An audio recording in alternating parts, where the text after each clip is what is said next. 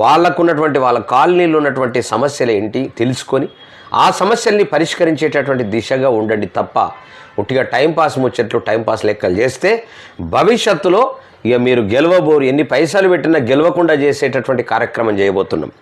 పైసలు నీళ్ళల్లో పోసినట్లేటట్లు చేస్తున్నాం. ఖచ్చితంగా ప్రజా అసెంబ్లీ చేస్తున్నది. మీరు ఎన్ని కోట్లు పెట్టినా ఇవాళ కేసీఆర్ గారు ఎన్ని కోట్లు పెట్టిండో అందరికి కూడా తెలుసు.